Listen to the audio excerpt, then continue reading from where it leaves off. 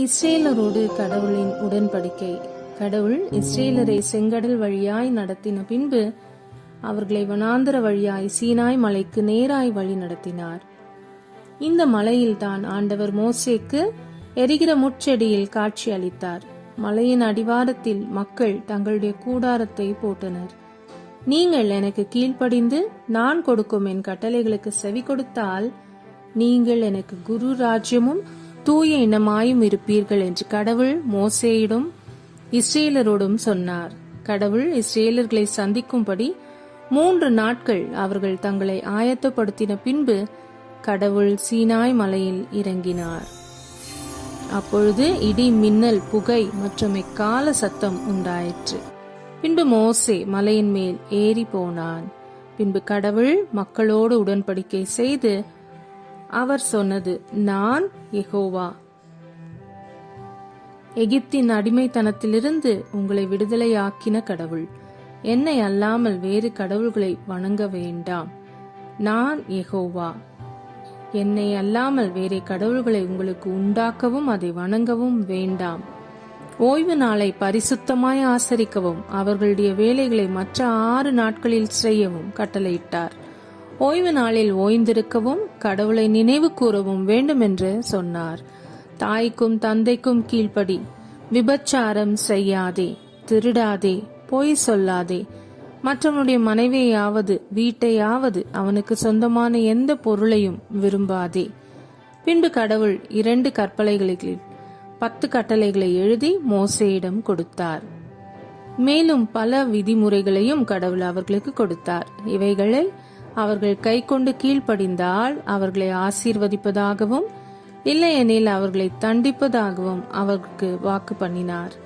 பெரிய கூடாரத்தை உண்டாக்கும்படி ஆண்டவர் சொன்னார்.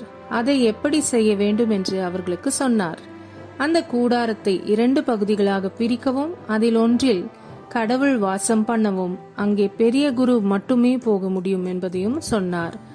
கூடாரத்திற்கு முன்பாக ஒரு பலிபீடம் கட்ட வேண்டும். கட்டளைகளுக்கு கீழ்ப்படியாதவன் எவனோ அவன் கால்நடைகளில் பலிபீடத்திற்கு கொண்டு வர வேண்டும். அதை பெரிய குரு பலி செலுத்தி தீயினால் சுட்டரிக்க வேண்டும். அது அவர்களை சுத்தமாக்கும்.